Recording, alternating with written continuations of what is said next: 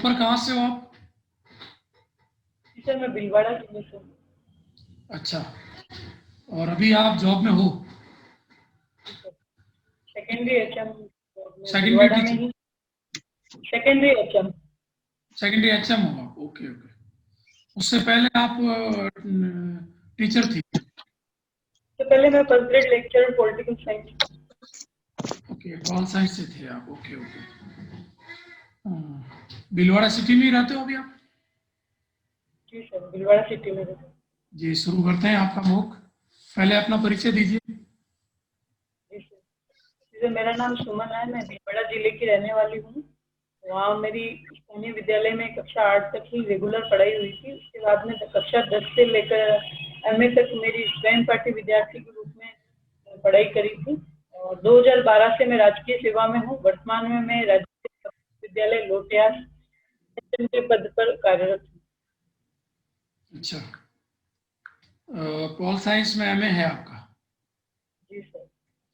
अच्छा, ये जो अभी वर्तमान में अलग अलग राज्यों में राज्यपाल और सीएम से रिलेटेड जो विवाद चल रहे हैं, उनकी जानकारी है आपको? जी सर। बताएं कौन कौन से विवाद चल रहे हैं। सर, ये राज्यपाल की विवेकाधीन शक्ति से लेकर विवाद उठे हैं। राज्यपाल को बहुमत दल के नेता को अब वर्तमान में जैसे त्रिशंकु लोकसभा त्रिशंकु मतलब गठबंधन की राजनीति देखी जाती है। उसके अकॉर्डिंग राज्यपाल का ये कार्य होता है कि जिसने सबसे अधिक मत प्राप्त किए हैं उनके दल को नेता बुलाया जाए। जबकि राज्यपाल की विवेकाधीन शक्ति है, तो इसलिए कहीं कहीं पे कर्नाटक है, कहीं कहीं पर उन्होंने ज्यादा मत प्राप्त करने वाले को सरकार के लिए नहीं आमंत्रित किया, जैसे बिहार में देखा जा सकता है। और कर्नाटक में भी शायद ऐसा था। ये विवाद समय समय पर होते रहते हैं। नहीं तो अभी आप हालिया किन किन राज्यों में विवाद है अभी? सर, हालिया हमारे राजस्थान में भी विवाद देखने क्या को मिला था। क्या विवाद है? सर, उन्होंने सभी सदन विधानसभा का सदन जो है उसको विधानसभा सत्र को आयोजन करने के लिए परमिशन मांगी थी, जो कि राज्यपाल महोदय ने कोरोना की गाइडलाइन को देखते हुए, कोरोना के संक्रमण को देखते हुए उन्होंने परमिशन नहीं दी थी। 3 बार ऐसा हुआ ऐसा हुआ। अच्छा, तो आपको क्या लगता है उचित किसका, स्टेप किसका उचित है? सर, राज्यपाल महोदय का भी उचित लगता है मुझे, क्योंकि इस संक्रमण को देखते हुए एक साथ इतने लोग इकट्ठे होंगे तो संक्रमण बढ़ सकता है, इसलिए मैं ऐसा ठीक सोचती है। हूँ कि उनका। और क्या इस मामले में सीएम का रवैया नकारात्मक रहा है? सर, नकारात्मक तो नहीं कह सकते। वो अपने पद पर रहते हुए जो उनको लगा था कि विश्वास मत हासिल करने के लिए जो उन्हें कार्रवाई की जानी थी, इसलिए वो उनसे परमिशन ले रहे थे। अच्छा, तो जो नकारात्मक तो नहीं। सत्र बुला रहे थे उसका आधार क्या था, किस आधार पर डिमांड कर रहे थे? सर, आधार। क्या उसका आधार विश्वास मत हासिल करना था या सामान्य कार्रवाई थी, क्या था? सर, पेपर में तो विश्वास मत हासिल करने के लिए विधानसभा सत्र बुलाए जाने की परमिशन थी, ऐसा मैंने तो पढ़ा। क्या उन्होंने ऐसा पत्र लिखा राष्ट्रपति को, ये राज्यपाल को, कि मैं विश्वास मत के लिए सत्र बुलाना है? जहाँ तक सर मैं रिकॉल कर पा रही हूँ, ऐसा था कि 1 महीने पहले सूचना देकर लिखित में उन्हें परमिशन लेनी चाहिए थी, जो नहीं ली थी, इसलिए उन्होंने परमिशन नहीं दी। अच्छा अच्छा, इसके अलावा और कहाँ विवाद है राजस्थान के अलावा? सर, 2-3 राज्यों में देखने को मिला था, शायद कर्नाटक, और मुझे इतना ही रिकॉल होगा। अच्छा, ओके। बताए राज्यपाल का अनुच्छेद क्या है, किस अनुच्छेद के तहत नियुक्ति होती है राज्यपाल की? सर, विवेकाधीन शक्ति तो मुझे 163 याद आ रही है, और शपथ 159 याद आ रही है, बाकी पर्टिकुलर अनुच्छेद याद नहीं आ रही। अच्छा, किस अनुच्छेद के तहत राज्यपाल शपथ लेता है? 159 के तहत राज्यपाल महोदय। क्या शपथ लेता है राज्यपाल? सर राष्ट्र की सर पर्टिकुलर शब्द याद नहीं हो रहे। ठीक है। अच्छा, ये देश की एकता और ऐसी कुछ शपथ लेते हैं। राज्यपाल पद कहाँ से लिया गया? सर डिटेल ये भी रिकॉल नहीं कर पा रहे। अच्छा, डिटेल से अभी आपने बोला राज्यपाल की विवेकाधीन शक्तियां, तो विवेकाधीन शक्तियां क्या है राज्यपाल की? सर जब जब मुख्यमंत्री अपना विश्वास खो दे हाँ, और तब वह राष्ट्रपति से अनुरोध कर सकता है कि राज्य में राष्ट्रपति शासन लगा दिया जाए।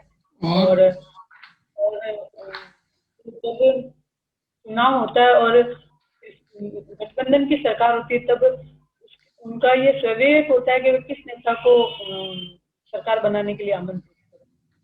क्या राज्यपाल अगर किसी दल को बहुमत प्राप्त ना हो तो किसी भी व्यक्ति को सरकार बनाने के लिए आमंत्रित कर सकता है? सर वो गठबंधन से अगर बहुमत हासिल करते हैं तो वो आमंत्रित कर सकते हैं। ये राज्यपाल के स्वविवेक पे है कि वो कोटा बहुमत का कोटा पूरा करते हो 2-3 जगह मिले। ओके। अच्छा, आपका अभी जैसे कृषि 3 कृषि विधेयक आए थे, फिर बाद में वो कृषि अध्यादेश थे, फिर बाद में कृषि अधिनियम बने, तो अधिनियम और अध्यादेश में क्या अंतर है? अध्यादेश उस समय लाया जाता है राज्यपाल और राष्ट्रपति के द्वारा जब सदन में सत्र नहीं चल रहा हो। ठीक है। और अधिनियम तब लाया जाता है जब सदन में सत्र हो और उस पर राष्ट्रपति के लिए राष्ट्रपति और राज्यपाल के लिए वो कानून बनाने के लिए पेश किया जाता है। तीनों कृषि अध्यादेशों का नाम बता सकते हो? सर पूरा रिकॉल नहीं कर पाऊंगी पर एक कृषि कीमत आश्वासन और कृषि सेवा पर करार है। एक मूल्य मूल्य सर पूरा याद नहीं, कृषि को जो व्यापार वाणिज्य ऐसे पूरा याद नहीं, सरलीकरण और ऐसा ही कुछ है। कॉन्ट्रैक्ट कृषि को लेकर ऐसे तीनों याद नहीं है पर्टिकुलर। आपने मैनेजमेंट भी पढ़ा होगा? जी सर। मैनेजमेंट, प्रबंधन, आप बता सकते हैं प्रबंधन क्या होता है, मैनेजमेंट क्या होता है? किसी को चलाने के लिए सुव्यवस्थित कार्य योजना होती है जिसे हमें संस्था को चलाने के लिए चलाया जाए। ओके। क्या क्या कार्य होते हैं मैनेजमेंट के? सर सर कुछ बताए थे, प्लानिंग प्लानिंग समन्वय और कोऑर्डिनेशन। सॉरी, इसका समन्वय कोऑर्डिनेशन। आराम से याद करके बताइए जी हमें। पोस्ट कॉर्ड की उन्होंने वो दी थी प्लानिंग और पोस्ट कॉर कोऑर्डिनेशन। वर्ड किसने दिया पोस्ट कॉर? लूथर लूथर गुलिक ने ये दिया था प्रबंधन से क्या लेकर। है बताइए। प्लानिंग, कोऑर्डिनेशन और रिपोर्टिंग और ऑर्गेनाइजेशन ऐसे कुछ थे। इनके फर्स्ट वर्ड से लेकर पूरा उन्होंने दिया था पोस्ट कोड। ओके। आप भीलवाड़ा के हो? भीलवाड़ा कितने जिलों की सीमाओं को स्पर्श करता है? 5 जिलों की सीमा, 5 कौन कौन जिलों से? की। उत्तर कौन कौन में से बताइए? उत्तर में अजमेर, दक्षिण में चित्तौड़ और पूर्व में ये टोंक से और बूंदी से और राजसमंद से। अच्छा, सबसे लंबी सीमा किसके साथ है भीलवाड़ा की? सर राजसमंद से है। कितनी? ये तो नहीं याद करता। अच्छा, भीलवाड़ा का लिंगानुपात कितना है?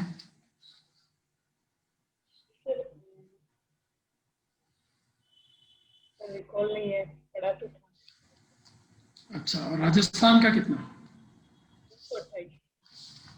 कितना? 228। 900? 928। ओके। मतलब 72 लड़कियां कम है 1000 लड़कों पे।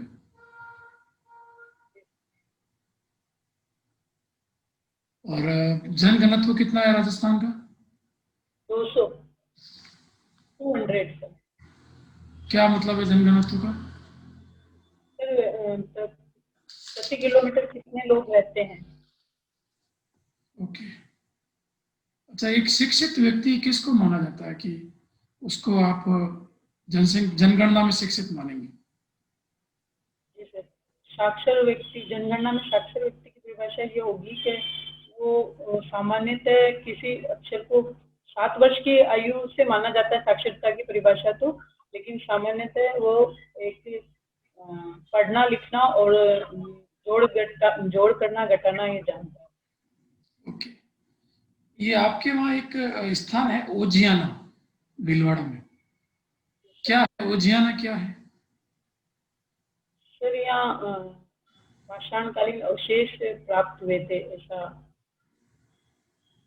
अच्छा। और ये आपके वहाँ एक सवाई भोज का मेला भरता है, वो कहाँ भरता सर ये आसिंद आसिंद में भरता है सवाई भूज का मेला। गुजर आराध्य देव है ये, और भादवी सप्तमी को, भाद्रपद की सप्तमी को भरता है। है? ओके। अच्छा, मेरा अंतिम प्रश्न है आपसे कि आपके वहाँ अभ्रक खनिज क्षेत्र कहाँ है? अभ्रक। ये अभ्रक नगरी, भीलवाड़ा जो है अभ्रक नगरी के नाम से जाना जाता है, और यहाँ बहुत सारे इसमें पाया जाता है। अभी वर्तमान में इसका खनन कम हो गया है, और ये जो क्षेत्र है ये पूर्व, यहाँ से 8-10 किलोमीटर दूर पूर्व क्षेत्र है, वहाँ पर अभ्रक की खानें पाई जाती है, लेकिन अब इसका जो दोहन है वो लगभग कम हो गया है। Okay okay. जी राजेश सर।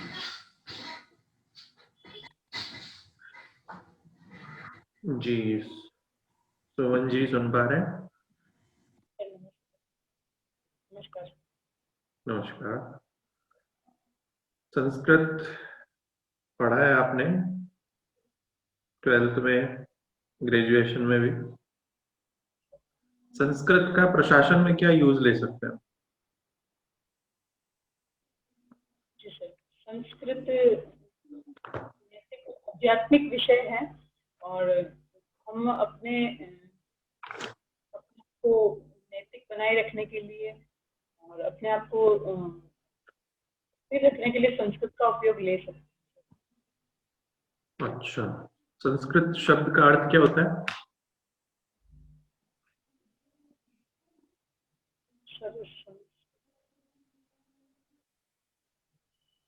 सभ्य सभ्य आशय है संस्कृत। जी, संस्कृत संस्कृति से बना हो तो सुसंस्कृत ऐसे कुछ हो सकता है। सॉरी सर, इसके बारे में पूरा नहीं पता। अच्छा, चलिए सभ्यता और संस्कृति में अंतर बता दीजिए।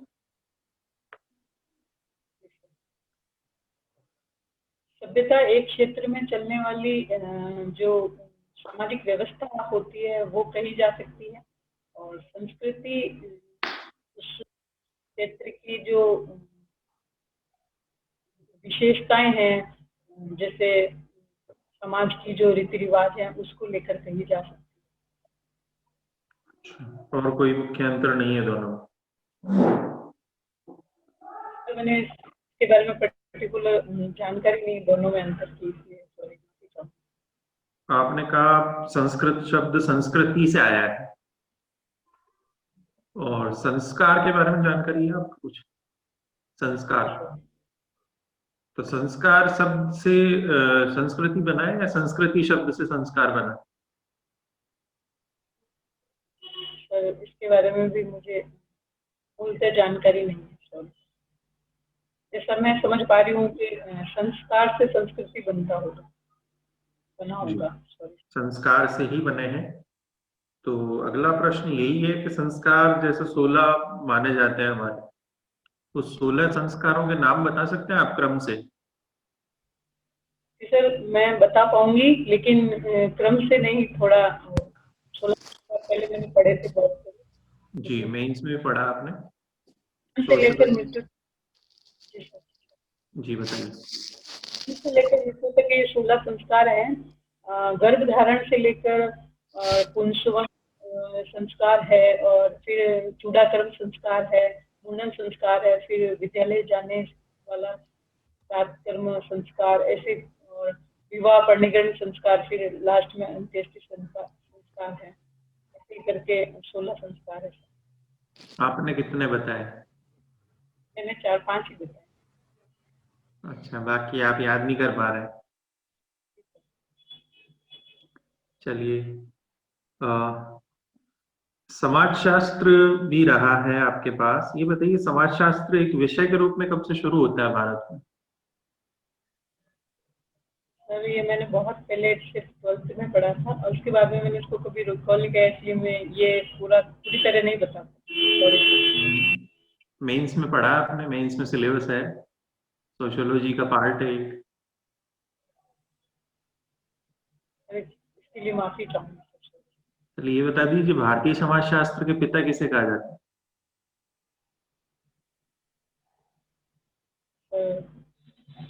रिकॉल नहीं कर सकता। अच्छा, चलिए हिस्ट्री पे आते हैं। जो गायत्री मंत्र है वो क्या अर्थ देता है? गायत्री मंत्र का अर्थ बता सकते हैं आप?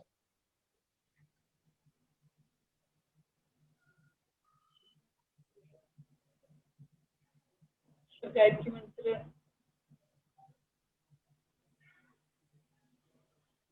मैं पूरा अर्थ नहीं कर पाऊंगी, ये ऋग्वेद से लिया गया है, भू भूर्भुवस्सुः तत्सत्, इसका पूरा अर्थ नहीं कर पा रही हूँ मैं, याद कर चलिए रही कोई हूँ। बात नहीं। स्कूल में जब विद्यार्थी जो होते हैं उनको कहा जाता है कि गायत्री मंत्र का उच्चारण करना चाहिए, ठीक है, आज भी करवाते हैं क्या आप स्कूल में? जैसे बच्चे करते हैं। क्या क्या कारण है इसके पीछे? इसके पीछे सर एक तो कारण होता है कि बच्चा ध्यान केंद्रित करके एक ही मंत्र को पढ़ने से उनका ध्यान केंद्रित होता है। और अच्छा, इसके अलावा कोई मंत्र नहीं है जिससे ध्यान केंद्रित हो सके? सर बहुत से मंत्र है जिनसे ध्यान केंद्रित होता है, विशेषकर हमारे हिंदी संस्कृत में ओम का जो उच्चारण है वो हमारे ध्यान केंद्रित करने के लिए होता है।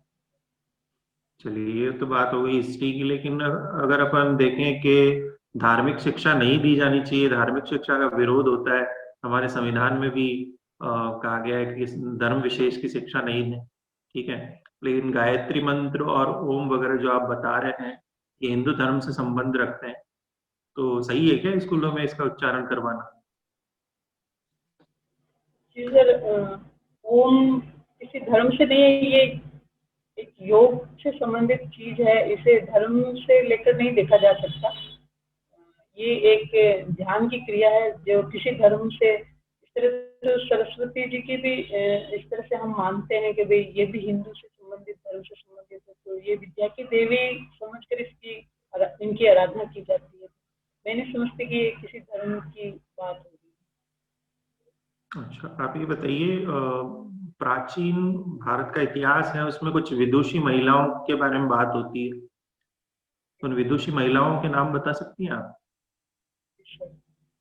जी सर, लोपा, मुद्रा, मिताक्षरा, कुछ महिलाएं थी, महान विदुषियां थी जिन्होंने, और सावित्री फुले जी ये थी।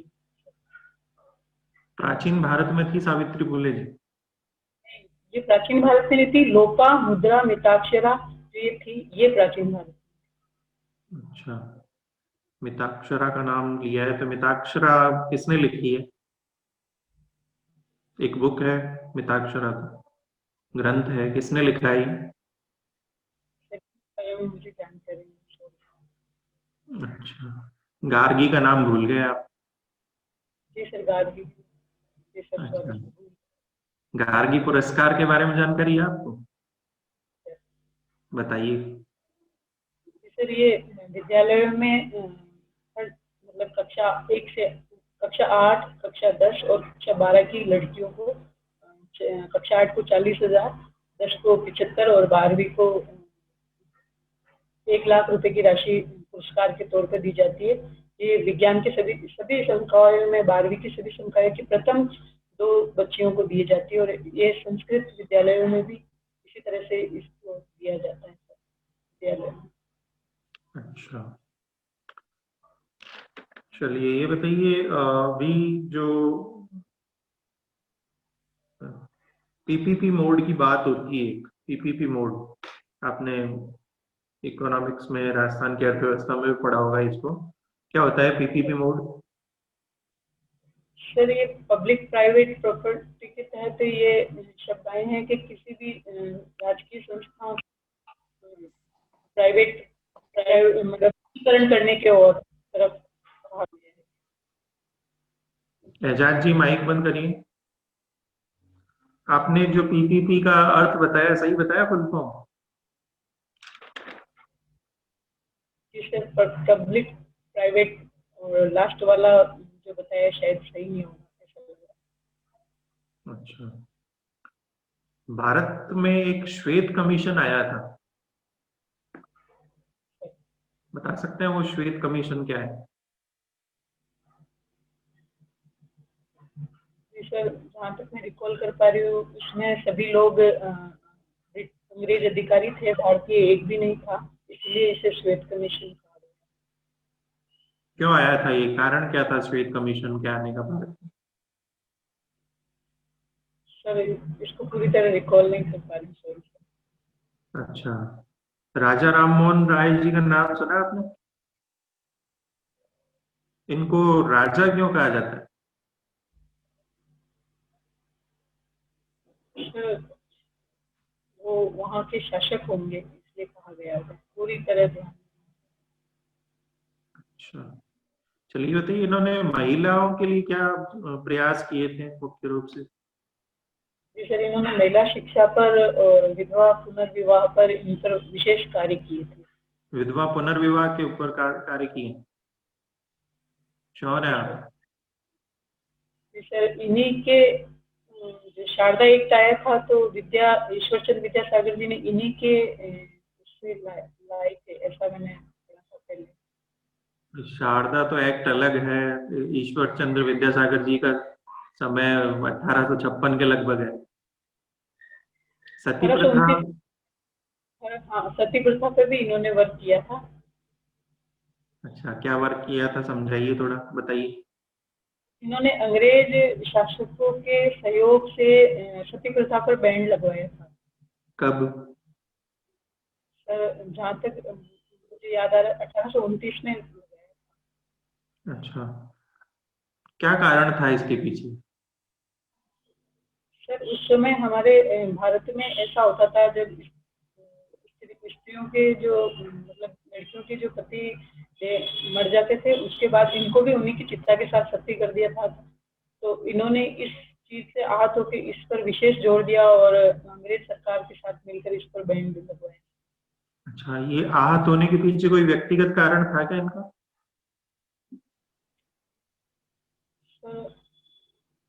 शायद था पर मैं उसे पर्टिकुलर बता नहीं पा रही हूँ, पहले पढ़ा था बहुत पहले। जब इनके परिवार में किसी भाभी को या इनको किसी को सती होने पर इन्होंने ऐसा कुछ था पर मैं खोल नहीं कर पा रही। अच्छा, ये बताइए, सविनय अवज्ञा आंदोलन जो था उसका दूसरा चरण कब शुरू हुआ?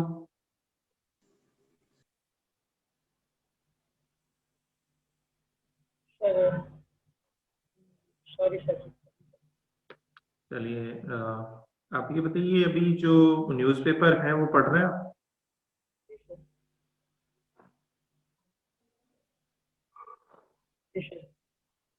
अच्छा, जो महिला सशक्तिकरण है उसको लेकर आज राजस्थान सरकार से कोई न्यूज आई है न्यूज़पेपर में, वो बताइए। सर आज का पेपर अभी तक मैंने नहीं पढ़ा है, सॉरी सर। चलिए, क्या पढ़ा है वो आप बता दीजिए। कल का पढ़ा था। अच्छा, कल का बता दीजिए, कल क्या न्यूज पढ़ी है आपने महिलाओं से जुड़ी हुई?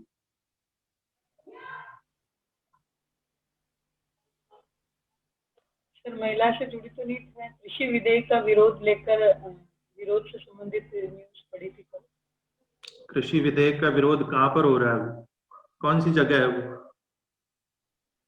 सर पंजाब के जो लोग हैं वो दिल्ली आने के लिए विरोध कर रहे हैं, शायद उराड़ी ऐसी कोई जगह है। बुराड़ी में इकट्ठे भी हो गए? नहीं सर, वहाँ इकट्ठे होने की शर्त लगाकर श्री अमित शाह ने कहा था वहाँ इकट्ठे हो जाओ, ऐसे कुछ।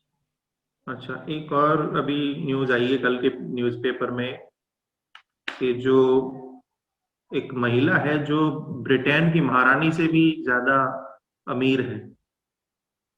हाँ सर, वो भारतीय मूल की कोई महिला है जो उनसे भी ज्यादा संपत्ति रखती है, पर्टिकुलर क्या उसका उनका नाम नहीं आ रहा। नाम नहीं, आप कारण बता दीजिए क्यों इतनी अमीर है वो? सर वहाँ उनके फादर की और उनके हस्बैंड की दोनों की संपत्ति शो करनी पड़ती है, इसलिए वो ज्यादा अमीर है ऐसा। अच्छा, किसी भारतीय बिजनेसमैन से उनका कोई संबंध है क्या? जी सर, उनके पिता भारतीय हैं। कौन है उनके पिता? सर नाम याद नहीं रहा सर। चलिए ठीक है, धन्यवाद जी। ललित सर।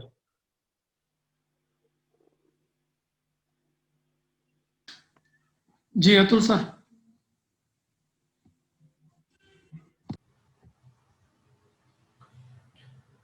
सुमन जी मुझे सुन पा रही हैं? मेरी आवाज आ रही है सुमन जी? सर आ रही। जी सुमन जी, आप HM हैं अभी गवर्नमेंट स्कूल में? किस क्लास तक के लिए स्कूल है? कक्षा 10 तक की स्कूल। कक्षा 10 तक है, कोएड है? जी सर कोएड। अच्छा अच्छा अच्छा। महिला होने के नाते आप बच्चियों से जुड़ी हुई क्या समस्याएं देखती हैं अपने स्कूल में? जी, हमारे स्कूल में बच्चियां नियमित स्कूल नहीं आ पाती, ये मूल समस्या है। और कक्षा 10 के बाद वो उनमें से सिर्फ एक लड़की ने अध्ययन के लिए फॉर्म भरा है आगे 11वीं के लिए, बाकी सभी लड़कियां घर बैठी हैं। तो क्या कारण ड्रॉप इसके आउट। पीछे? सर गाँव की मानसिकता ऐसी है, एक तो स्कूल थोड़ा दूर होने से भी वो अकेली बच्चियों को नहीं भेजना चाहते। दूसरी ये कारण है कि वो इतनी बड़ी लड़कियों को हमारे यहाँ से स्कूल 7-8 किलोमीटर दूर है, किस तरह से भेजें। और बट लड़कियां बड़ी दिखने लग जाती है तो उनकी मानसिकता ये होती है कि रास्ते में कुछ भी घटना हो जाए तो हम इसको प्राइवेट पढ़ा देंगे, इस तरह की बात। तो अभी आपने इस समस्या के समाधान के लिए कुछ किया अपने लेवल पे? जी सर, मैं ज़्यादा दूर घर जो गांव है वहाँ तो नहीं जा पाई थी, लेकिन जो मेरे स्कूल के नज़दीक हैं उनके घर में गई थी। उन्हें यूँ कहा था कि 4-5 लड़कियों का जो झुंड है वो एक साथ जाएं, एक साथ आएं, तो ये समस्या का समाधान हो सकता है। बच्चों की पढ़ाई बाधित नहीं होनी चाहिए, इन्हें कंटिन्यू। नहीं तो इसमें तो आप सेल्फ हेल्प ग्रुप की भी मदद ले सकते हैं, गांव के लोग, पंच सरपंच, वो भी जगह जगह इस तरह की व्यवस्था कर सकते हैं। आप पुलिस की मदद भी ली जा सकती है। तो ये इस सब के लिए नहीं किया कुछ आपने प्रयास? सर पुलिस और सरपंच को हम कहते हैं, फिर भी ये चीजें इम्प्लीमेंट नहीं हो पाती। गांव इतने इंटीरियर है कि ये लोग रोज नहीं पहुंचेंगे वहाँ।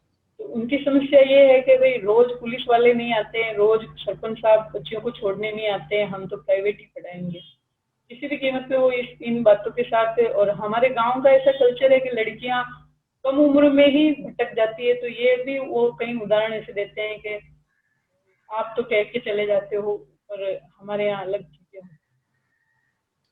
कैसे फिर इस समस्या का समाधान होगा? फिर आप, अगर हम आपको SDM बना दें, क्या करेंगे फिर आप? अभी तक तो ऐसा कुछ किया नहीं आपने।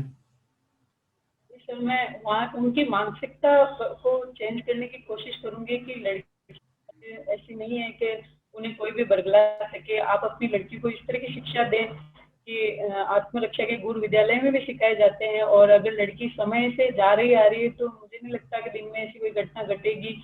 पर बच्चों की पढ़ाई आप बाधित न होने दें, इनके लिए इस तरह से जागरूक। तो ये अभी तक क्यों नहीं कर रहे हैं आप काम? अभी तो ज्यादा अच्छे से ये काम कर सकते हैं। आपने बताया कि कक्षा 10वीं के बाद केवल एक लड़की ने नामांकन करवाई, तो बहुत बुरी बात है। अभी भी मैं इस और पूरी प्रयासरत हूँ कि आप कीजिए, लेकिन उच्च स्तर पर देखा जाए तो पुलिस को मैं इस क्षेत्र में इन्वॉल्व नहीं कर पा रही हूँ, और सरपंच साहब का जो मूल निवास है हमारे यहाँ से 12 से 15 किलोमीटर दूर है, तो वो भी कुछ कार्य नहीं कर पा रहे हैं। जब मैं बड़े पद पर होंगी तो मैं शायद इस पे ज्यादा वर्क कर पाऊँ। नहीं, ऐसा तो नहीं है कि बड़ा पद होगा तभी आप काम कर पाएंगी। आप तो गांव की महिलाओं को एकजुट कर सकती थी, गांव के और जो वृद्ध व्यक्ति होंगे पढ़े लिखे, उनके माध्यम से आप ये काम कर सकती थी। इसके लिए तो कोई पद या पावर की जरूरत ही नहीं है इस चीज के लिए। तो महिलाएं भी वर्क खेतों में जाती है तो वो रोज इसके लिए तैयार नहीं हो पाती। महिला भी वर्क कर रही है, और जो महिलाएं एकजुट होने की बात है तो वो रोज ऐसे नहीं, तो कहते हैं, उसके लिए रोज हम दिन तय किए जा सकते हैं कि आज इन 2 महिलाओं की ड्यूटी रहेगी, कल उन दूसरी 4 महिलाओं की ड्यूटी रहेगी, परसों। तो अगर आप करना चाहें तो तरीके तो हैं इन सब चीजों के। एक महिला होने के नाते भी अगर आप नहीं कर रहे तो ये तो सही बात नहीं है। करते भी हैं, रोज इस तरह से करने के लिए, जागरूकता भी बढ़ाने के लिए कहते हैं, लेकिन वो अभी अभी तैयार नहीं हुए हैं। लेकिन अगर स्कूल थोड़े नजदीक हो जाए, 10 किलोमीटर 8 किलोमीटर मेरे ख्याल से लड़कियों का पैदल जाना, तो थोड़ा ऐसा लगता है कि इतनी दूर कैसे पैदल जाएगी। इसके लिए कोई वाहन सुविधा या ऑटो की व्यवस्था ऐसी हो जाए तो लड़कियां रोज जाएगी। मैंने ऐसी राय उन्हें दी थी कि भाई एक ऑटो करते हैं और लड़कियां 8-10 लड़कियां इकट्ठी होकर स्कूल जा सकती है। आपके स्कूल में बच्चियों के लिए टॉयलेट्स अलग से बने हुए हैं? मेरे स्कूल में टॉयलेट अलग से है। अच्छा, तो उस तरह की समस्या नहीं है बच्चियों को? नहीं, बहुत समस्या है। अच्छा, अभी न्यूज़पेपर में एक सर्वे था 1-2 दिन पहले कि कोरोना के बाद कम से कम 2 करोड़ बच्चियां हैं जो अब स्कूल वापस नहीं लौटेंगी। क्या ऐसा क्या हो गया है कि अब कोरोना के बाद बच्चियां स्कूल नहीं आएंगी वापस? तो इनके पीछे यही मानसिकता हो सकती है कि लड़कियों को घरेलू कामों में इन्वॉल्व कर लिया गया है, और लड़कियों की भी कुछ सोच ऐसी हो गई कि वो कुछ कंटिन्यूटी नहीं रही तो पढ़ने में मन नहीं लग रहा हो। और कई बार हमारे यहाँ आखा तीज पर, सभी गांवों में आखा तीज पर इन पर लड़कियों का विवाह भी कर दिया जाता है। अभी मेरी विद्यालय में 16 लड़कियों में से 10वीं में जो 16 लड़कियां, उनमें से 12 या 11 लड़कियों का विवाह हो चुका है। तो गाँव में ये समस्या ज्यादा देखने को मिलती है कि लड़कियां ससुराल भेज दी जाती। इस समस्या के समाधान के लिए भी कुछ नहीं किया आपने? जी सर, जो अब विवाह हो चुका है उनका तो ये कहा जा सकता है कि अभी फिलहाल इन्हें वहां मत भेजो, लेकिन आगे इन्हें ये जागरूकता लाई जा सकती है कि बाल विवाह करना अपराध है। अगर ऐसा पाया गया है तो इसके खिलाफ कानूनी कार्रवाई होगी, और गांव में कोई भी इस तरह की बाल विवाह न करे, ये जागरूकता लाई गई है। आज कौन सा त्योहार मना रहे हैं हम? सर, आज गुरु नानक जयंती। गुरु नानक जयंती है, और इसके अलावा? पूर्णिमा का, कार्तिक मास की जो पूर्णिमा है वो है। वो है, और एक कुछ और भी है त्योहार? ध्यान में नहीं आ रहा था वैसे। ये कार्तिक पूर्णिमा का क्या महत्व होता है, विशेष महत्व है आज के दिन का देख रहे हैं? जी सर, ये 1 महीने का कार्तिक मास का विशेष, पूरे मास का विशेष महत्व होता है। और आज के दिन जो औरतें जो कार्तिक मास का स्नान वगैरह करती, तो आज के दिन दीपोत्सव की तरह तालाबों में ऐसे जाकर जहाज बनाकर दीपदान करती है, ऐसा ही कुछ। देव दीपावली भी है आज? जी सर, देव दीपावली तो देव स्थापन एकादशी को माना जाता है, और आज भी ऐसा माना जाता है कि दीप ज्योत करके त्योहार मनाया। गुरु नानक जी के बारे में बताएंगे मुझे, कौन थे ये? सर, गुरु नानक जी का आज का दिन प्रकाश पर्व के रूप में कहा जाता है। गुरु नानक जी को सर पूरा नहीं बता पाऊंगा। अच्छा, चलिए, प्रशासन में आप आना चाहते हैं। एक योग्य प्रशासक के कौन से 3 प्रमुख गुण होते हैं? निर्णय क्षमता और नेतृत्व क्षमता उचित हो, समन्वय के गुण हो, वस्तुनिष्ठता के गुण हो और तटस्थता के गुण हो। क्या होती है तटस्थता, थोड़ा समझाइए मुझे। जी सर, एक प्रशासनिक अधिकारी किसी भी राजनीतिक विचारधारा और मत से तटस्थ रखकर अपने कार्य करें। हमारे देश में होता है इस सिद्धांत का पालन? जी सर, होता ही है। क्यों? टॉप लेवल पे तो जितने अधिकारी हैं वो सब किसी ना किसी राजनीतिक दल के संबंधों के आधार पर ही टॉप लेवल पे पहुंचे हैं। नहीं सर, ऐसा नहीं कहा जा सकता है कि वो राजनीतिक विचारधारा से प्रेरित होकर पहुंचे, वो उनके उत्कृष्ट कार्यों की वजह से पहुंचे हैं। अच्छा अच्छा। तटस्थता के साथ और एक शब्द होता है अनामता, ये क्या होता है? ये भी योजनाएं वगैरह सब सरकार की होती है और वो बिना किसी स्वार्थ के, बिना नाम की चेष्टा के वो अपने कार्य को करता रहे, ये अनामता का सिद्धांत है। इंदिरा गांधी ने लोक सेवकों से कहा था कि उनमें प्रतिबद्धता होनी चाहिए, कमिटमेंट, ये क्या है प्रतिबद्धता? एक प्रशासनिक अधिकारी अपने कर्म के प्रति इतना मतलब कर्म के मूल्यों के प्रति प्रतिबद्ध रहे, प्रतिबद्ध होकर कार्य करे, समर्पित होकर कार्य करे। अच्छा अच्छा, चलिए ठीक है। आप राज्य सेवा में आएंगे अगर आप एसडीएम बनेंगे या डीवाईएसपी बनेंगे तो। हमारे संविधान में कहाँ प्रावधान है राज्य सेवा के लिए?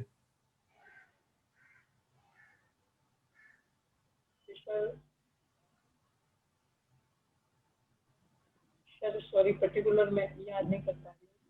राज्य सेवा के अधिकारियों की नियुक्ति कौन करता है? राज्यों में राज्यपाल और केंद्र में राष्ट्रपति करते हैं। अच्छा, लोक सेवकों को नौकरी की सुरक्षा की गारंटी दी गई है, थोड़ा इस बात का मतलब बताएंगे मुझे? जी सर, ये भी पर्टिकुलर याद नहीं है। संविधान के किस अनुच्छेद में प्रावधान है इसके लिए? सर ये भी मुझे याद नहीं, सॉरी सर। चलिए एक लास्ट प्रश्न का जवाब दीजिए। जो राज्य लोक सेवा आयोग है जहां आप इंटरव्यू देंगे, राज्य लोक सेवा आयोग की कहाँ प्रावधान है संविधान में? 315 और 312 में अखिल भारतीय सेवा है और 315 में शायद राज्य की सेवा। 315 में है राज्य लोक सेवा आयोग के लिए प्रावधान। कंफर्म है आप? जी सर, 312 भी हो सकता है, कंफर्म नहीं, सॉरी सर। कंफर्म नहीं है आप? चलिए ठीक है। ललित सर। जी राजेश सर।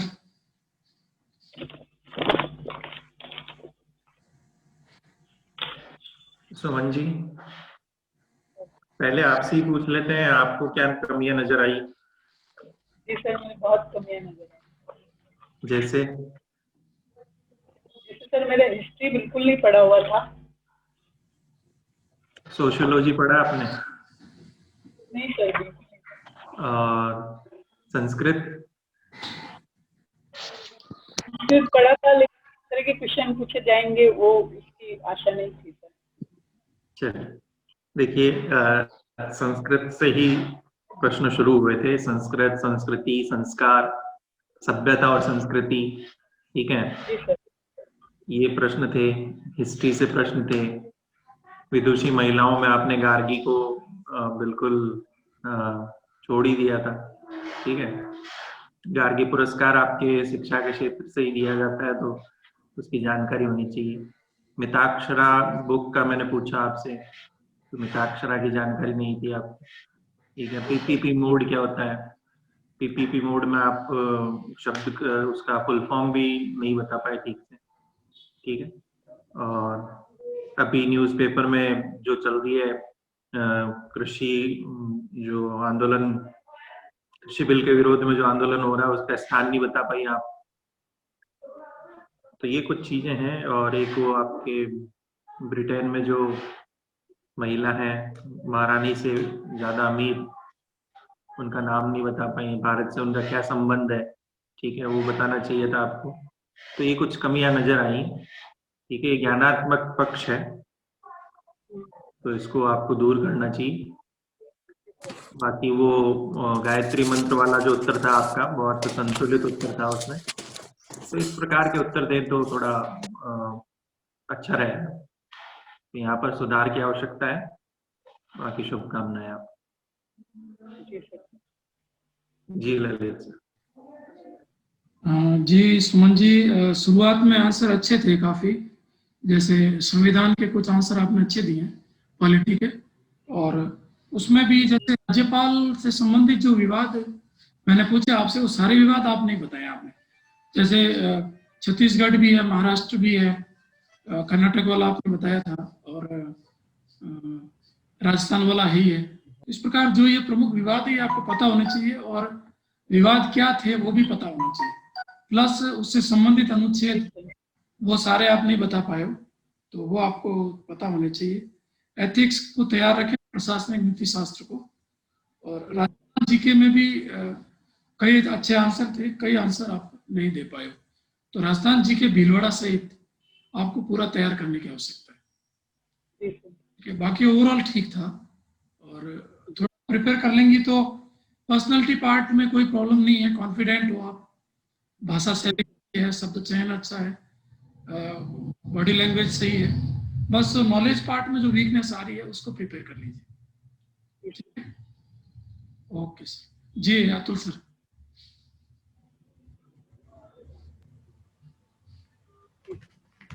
जी सुमन जी, जितना मैंने देखा आपको थोड़ा सा पढ़ने की जरूरत है। मतलब अभी नॉलेज लेवल में कमी है, चाहे वो ट्रेडिशनल चीजें हो और चाहे वो न्यूज़पेपर हो, करंट अफेयर्स हो, तो आपको पढ़ने की जरूरत है। आप खुद टीचर हैं, आप HM भी हैं, लेकिन अभी वो जो सीखने वाली एक इच्छा भी आपको, प्रशासनिक अधिकारी बनना है, तो वो सीखने की जरूरत है आपको। तो पढ़िए, उसके लिए जो भी समय जितना आपके पास है तो पढ़िए, और थोड़ा सा कोशिश कीजिए कि जो आप काम कर रही हैं, महिला हैं तो बच्चियों के लिए कुछ थोड़ा सा उसके लिए, अब अगर कुछ आपको कुछ, अब ये नहीं कह रहा हूँ कि झूठ बोले, लेकिन थोड़ा सा अगर कुछ बनावटी बोलना पड़े तो वो भी आप देखिए, लेकिन ताकि ये फील हो कि आप में है कुछ इच्छा करने की, बच्चों के लिए या बच्चियों, या जो भी आप जिस भी फील्ड में जो भी काम आप करते हैं उसके लिए। ठीक है, आप कुछ नहीं कर रहे तो केवल अपनी ड्यूटी पूरी कर रहे हैं, तो इसका मतलब ये है कि आप में वो इच्छा नहीं है सेवा करने की, बस आप जो है। ठीक है जी। जी सर, नेक्स्ट है